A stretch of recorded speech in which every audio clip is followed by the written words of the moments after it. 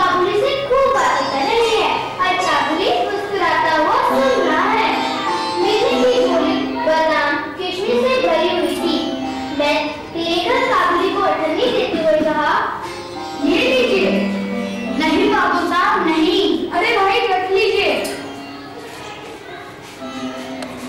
कुछ देर तक काबुली मिन्नी से बातें करता रहा। जाते समय वह अठन्नी मिन्नी की झोली में डालता गया। जब लेकर घर लौटा करते हुए देखा, मिन्नी ये पैसे कहाँ से आए, किसने दिए? काबुली वाले ने। माँ मैंने तुम्हें कितनी बार समझाया कि अनजान लोगों से पैसे नहीं लेने। ओबो क्या हुआ, क्यों इसे डांट रही हो?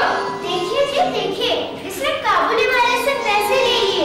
अरे ये तो वही पैसे हैं जो मैंने काबुली वाले को दिया था, जबकि उसने वापस कर दिया होगा। काबुली प्रतिदिन आता रहा। उसने किशमिश बादाम दे देकर छोटे से हिस्से पर काफी अधिकार बना लिया था। दोनों में बहुत बातें होगी और खूब हंसते। रहमत काबुली को देख के मेरी लड़की हंसती हुई कहती, काबुली वाले, ओ काबुली वाले, तुम्हारी झोली में क्या है? हाथी। तुम ससुराल कब जाओगी? तुम ससुराल कब जाओगी?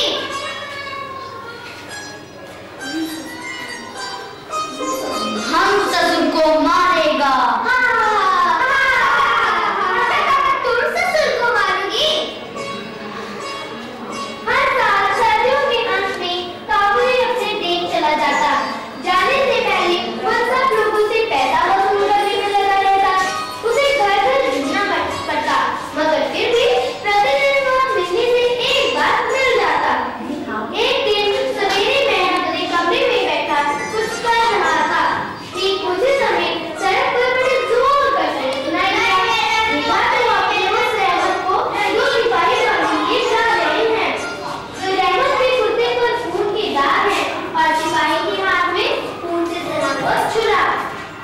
कुछ सिपाही से और कुछ रहमत के मुंह से सुना कि हमारे पड़ोस में रहने वाले आदमी ने रहमत से एक चादर देने को इनकार कर दिया। बस इसी पर दोनों में बात बढ़ी और काबुली ने उसे छुरा मार दिया। इतने में मिन्नी आई और बोली, काबुली वाले, ओ काबुली वाले, तुम ससुराल जाओगे? वही तो जा रहा हूँ। मिन्नी अभी तक जेल को ही ससुराल समझती थी और पुलिस को ससुर। रहमत को लगा कि मैंने उसके ऊपर से फिसल नहीं हुई। तब उसने गुस्सा दिखाकर कहा, हम ससुर को मारता पर क्या करे, हाथ बंधे हुए हैं। छुरा चलाने के अपराध में रहमत को कई साल की सजा हो गई। काबुली का प्यार धीरे धीरे मेरे मन से बिल्कुल उतर गया और मिन्नी भी उसे भूल गई। कई साल बीत गए। आज मिन्नी का हुआ है, लोग बाहर जा रहे हैं। मैं अपने कमरे में खर्च का हिसाब लिख रहा था। इतने में रहमत सलाम करके एक और खड़ा हो गया।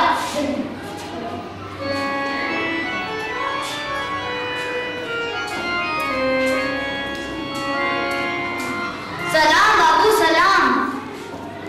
पहले तो मैं उसे पहचान ही न सका।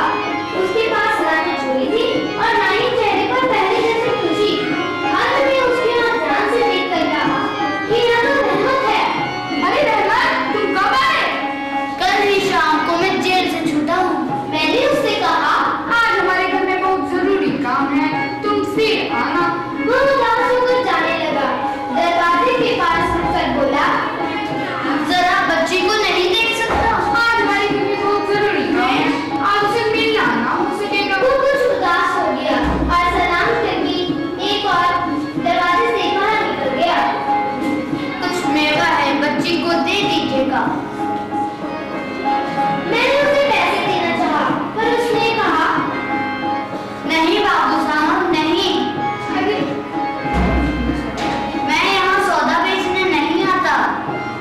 उसने अपने कुर्ते की जेब में हाथ डालकर एक मैला कुचैला मुड़ा हुआ कागज का टुकड़ा निकाला और बड़े जतन से उसके चारों दोनों हाथों से फैलाकर मेरे मेज पर रख दिया। ये मेरी बच्ची के हाथ की छाप है। इसे देखकर याद कर मैं आपकी बेटी के लिए कुछ मेवा ले आता था। मेरी भी आपकी जैसी एक बेटी है।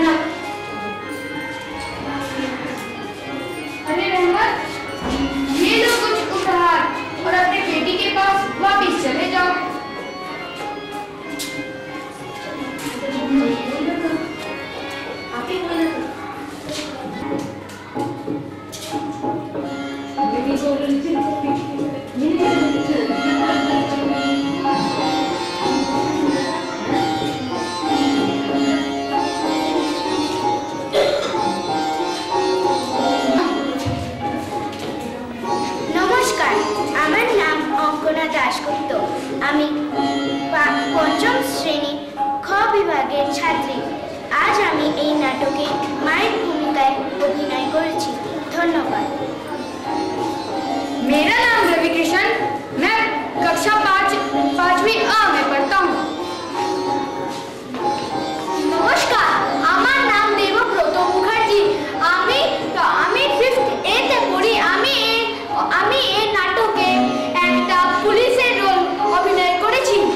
নমস্কার। मेरा नाम उमेश भट्ट है, मैं कक्षा 5वीं A में पढ़ता हूँ। मैं कक्षा 5वीं A में